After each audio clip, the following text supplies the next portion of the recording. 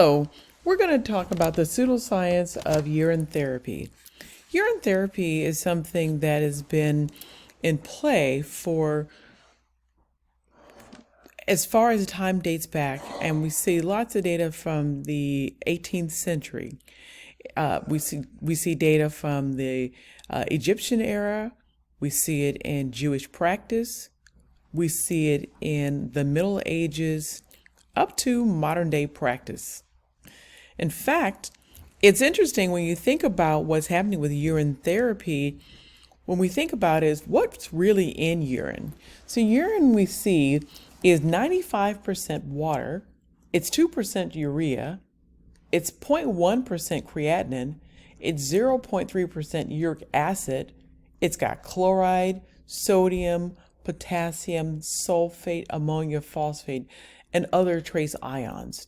So when we think about it, we come back to the root, it's 95% water. Now, when we think about what's happening with respect to the types of applications, we see from the 18th century everything from cancer cures, arthritis, digestion, migraines, infertility, asthma, and skin ailments.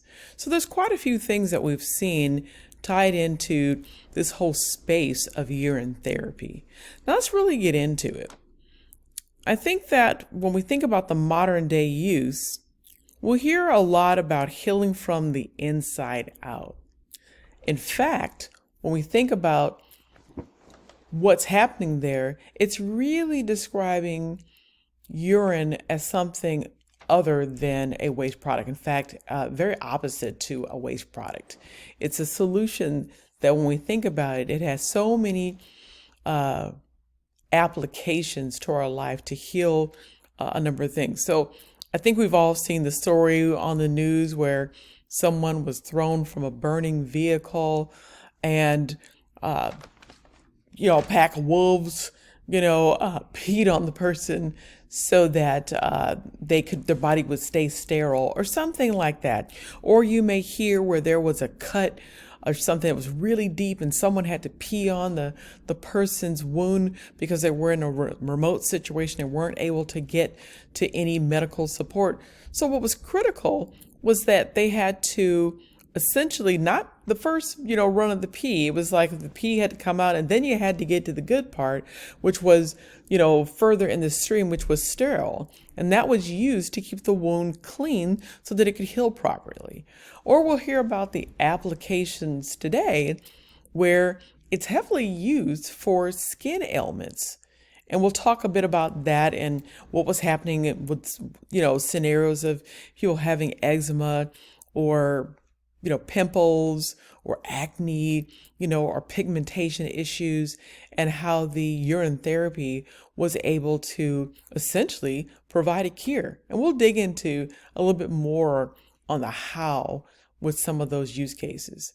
But most recently, we've heard of situations where someone was in a situation and they were in some remote area and they didn't have water, and it was almost the way it goes is that they're in some situation similar to a desert and there's no water, so you have to collect the urine, and that urine was drank to basically provide hydration to basically to sustain the person, because as we know, you can't go without water in your body for more than 2 to 3 days. We've seen some miraculous situations here in the media recently where people did have to use urine to basically stay alive.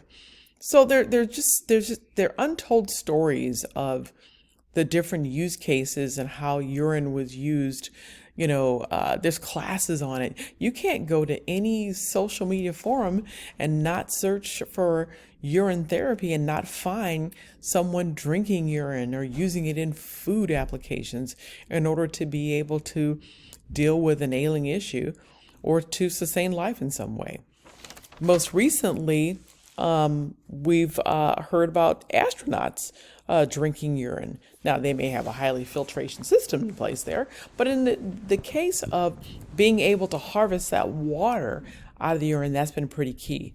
But let's kind of jump back to how it works. The way it works is when we think about from a skin perspective, What the urea and uric acid does, essentially, it tricks the body to believing it has a wound. And so when the body is thinking that, that causes a boost of collagen to be produced, which provides those healing properties to the skin. So it essentially can turn over that skin and then cause the healing of it. So that is exactly how it works in that scenario. And if you take that ideal and you apply that to some of the use cases that we talked through below, it is the healing from the inside out that's really coming to play. But you don't make a lot of money if you're a big pharmaceutical and you're trying to sell something that you can get for free. So that's one of the big arguments that we see. It's like if you're trying to, sell oranges or walnuts. There's not a lot of money in that because you can just go pick that off a tree or something.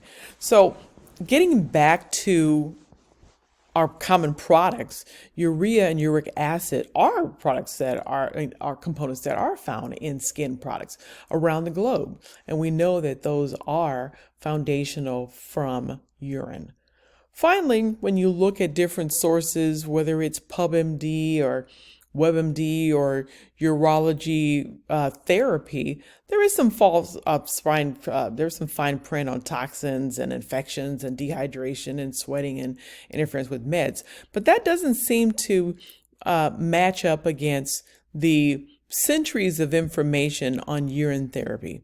So I hope you asked me lots of questions.